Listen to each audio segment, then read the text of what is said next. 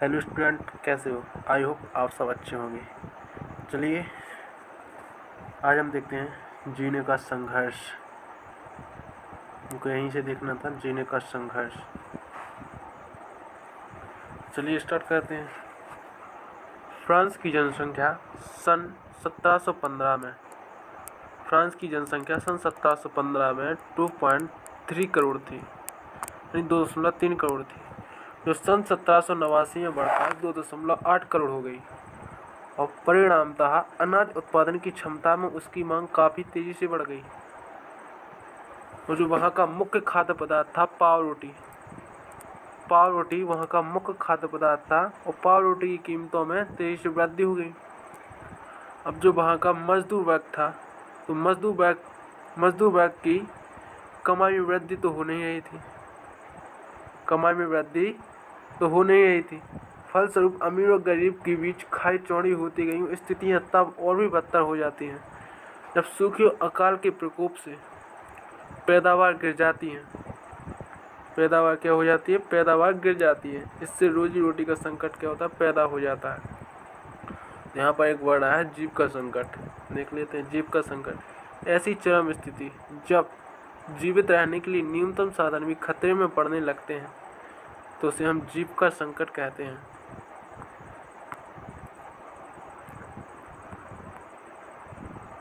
वहाँ next point है, उभरते मध्यम वर्ग ने विशेष अधिकारों के अंत की कल्पना की। कैसे? देखिए, 18वीं सदी में मध्यम वर्ग का उदय हुआ। मध्यम वर्ग यानी एक नए सामरिक समूह का उदय हुआ, जिसे कहा गया मध्यम वर्ग का उदय हुआ, जिसने समुद्री व्यापारी और ऊनी रेशमी वस्त्रों के उत्पादन के बल पर संपत्ति अर्जित की। तो आप पॉइंट नोट कर लीजिए। 18वीं सदी में एक नए सामरिक समूह का उदय हुआ, जिसे मध्यम वर्ग कहा गया, और जिसने फैलते समुद्री व्यापार, ऊनी और रेशमी वस्त्रों के उत्पादन के बल पर संपत्ति अर्जित की। जैसे यानी जो रेशमी और सूती वस्त्र होते थे, ये तो उन्हें आम जनता को बेच देते थे, वहाँ की जनता को, या फिर इन्हें समुद्री रास्तों के मार्ग से निर्यात कर दिया जाता था, यानी विदेशों में भेज दिया जाता था।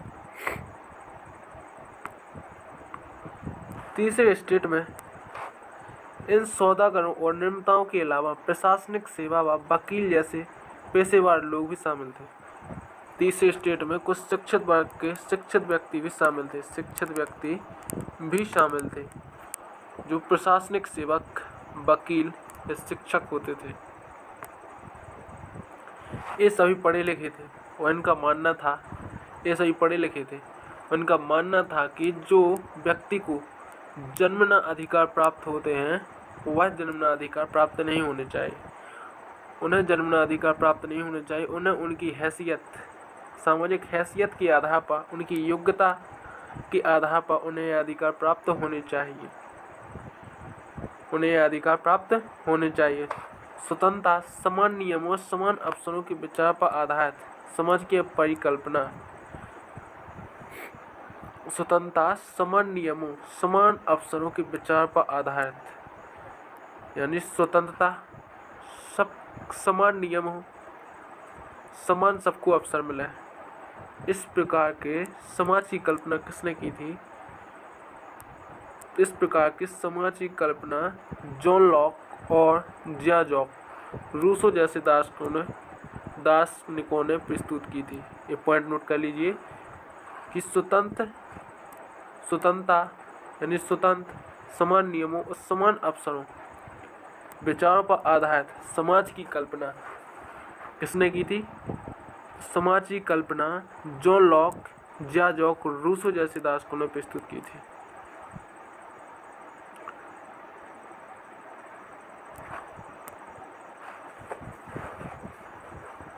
मॉन्टेस्क्यू ने the spirit of the laws नामक रचना में सरकार के अंदर कार्यपालिका, विधायिका, न्यायपालिका के बीच सत्ता विभाजन की बात कही, जब संयुक्त राज्य अमेरिका के 13 उपनिवेशों ने ब्रिटेन से खुद को आज़ाद घोषित कर दिया तो वहाँ इसी मॉडल की सरकार बनाई गई।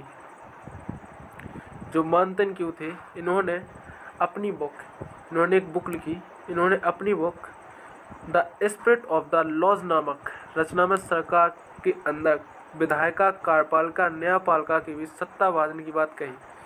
इन्होंने कहा सरकार को विधायिका, कार्यपालिका, न्यायपालिकाओं में बांट दिया जाए। और जब ब्रिटेन ने अपने आप को आज़ाद घोषित किया तो वहाँ पर इसी मॉडल के आधार पर वहाँ सरकार का गठन किया गया।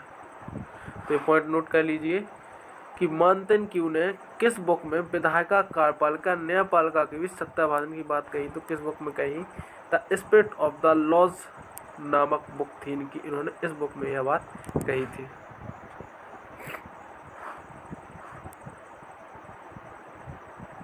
अब हमारा नेक्स्ट पॉइंट, क्रांति की शुरुआत। क्रांति की शुरुआत तो प्राचीन राजतंत्र के तहत जो प्राचीन राजतंत्र यानी राजघराने के जो नियम होते थे कि फ्रांसीसी सम्राट अपनी मर्जी से कर नहीं लगा सकते। जो फ्रांसीसी सम्राट है वह अपनी मर्जी से किसी पर भी कर नहीं लगा सकते। उन्हें कर लगाने के लिए एक प्रतिनिधि सभा का आयोजन करना पड़ेगा। उसे एस्टेट जनरल की बैठक बुलाकर नए करों प्रस्तावों की मंजूरी लेनी पड़ेगी। और एस्टेट जनरल एक राजनीतिक संस्था थी जिसमें तीनों स्टेट अपने अपने प्रतिनिधियों को भेजते थे। प्रतिनिधि सभा यानी एस्टेट जनरल यानी जो प्राचीन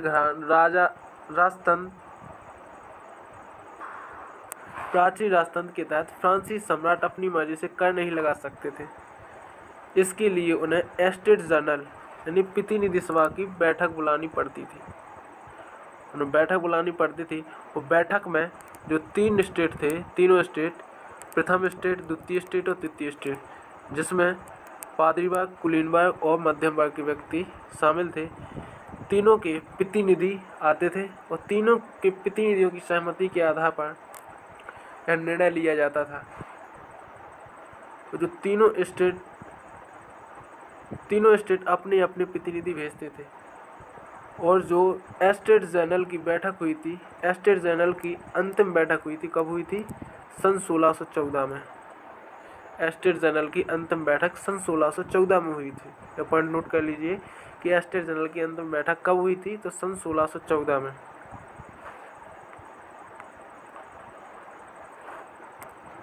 फ्रांसीसी समाज लुईस 16वां ने 5 मई 1789 को नए करों के प्रस्ताव के अनुमोदन के लिए एस्टेट जनरल की बैठक बुलाई और पहले और दूसरे एस्टेट ने इस बैठक में 300 प्रतिनिधि भेजे। लुईस 16वां जो सम्राट था उसने 5 मई 1789 को एक बैठक बुलाई जिसमें तीनों स्टेट के प्रतिनिधि शामिल थे। लगभग पहले और जो द्वितीय स्टेट उसमें लगभग 300 प्रतिनिधि भेजे और जो तीसरे स्टेट के 600 प्रतिनिधि उनके पीछे खड़े किए गए। तीसरे स्टेट के 600 प्रतिनिधि उनके पीछे खड़े किए गए। तीसरे स्टेट का प्रतिनिधित्व इसकी अपेक्षा के समृद्ध एवं शिक्षित वर्ग कर रहे थे। जो तीसरे स्टेट में जो प्रशासनिक सेवक थे या वकील थे, इन्होंने तृतीय स्टेट का प्रतिनिधित्व किया था। एस्टेट जनरल के नियमों के अनुसार प्रत्येक वर्ग को एक मत देने का अधिकार था। इस बार भी लुईस 16वां ने इसी प्रथा का पालन करने के लिए दृढ़ प्रतिज्ञ था, परंतु तीसरे वर्ग का प्रतिनिधियों ने मांग रखी। परंतु जो तृतीय वर्ग के प्रतिनिधियों ने मांग रखी कि अब की बार पूरी सभा द्वारा मतदान कराया जाना चाहिए। पूरी सभा द्वारा मतदान कराया जाए जिसमें प्रत्येक सदस्य का एक मत देने का अधिकार हो। यानी तृतीय वर्ग के जो सदस्य थे उन्होंने मांग रखी कि इस बार पूरी सभा का मतदान कराया जाए, प्रत्येक सदस्य को एक मत देने का अधिकार हो।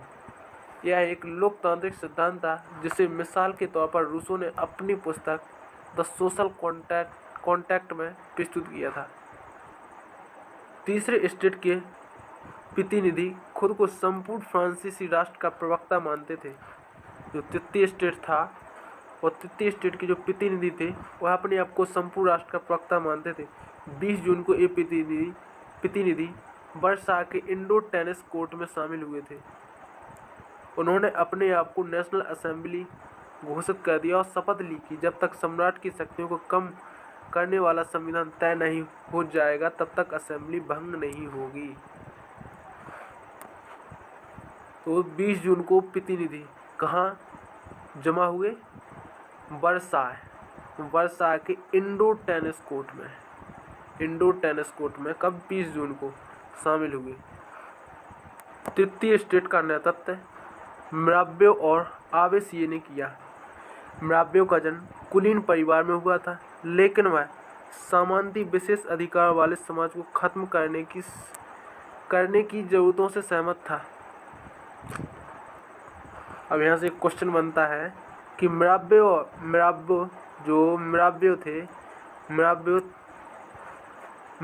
किससे थे? मिराबेओ कुलीन परिवार से थे, लेकिन इन्होंने तृतीय स्टेट का प्रतिनिधित्व क्यों किया? तो मिराबेओ ने तृतीय स्टेट का प्रतिनिधित्व क्यों किया? क्योंकि वह सामंती विशेष अधिकारों समाज को खत्म करना चाहते थे। तो क्लियर? जो सीए मूलतः आवेसिये क्या था? पादरी था। और उसने तीसरा स्टेट क्या है शीर्षक से एक अत्यंत प्रभावशाली प्रचार पुस्तिका निकाली। पॉइंट काम की नहीं है हमारा, यह पॉइंट काम का है, इसे आप नोट कर लीजिए।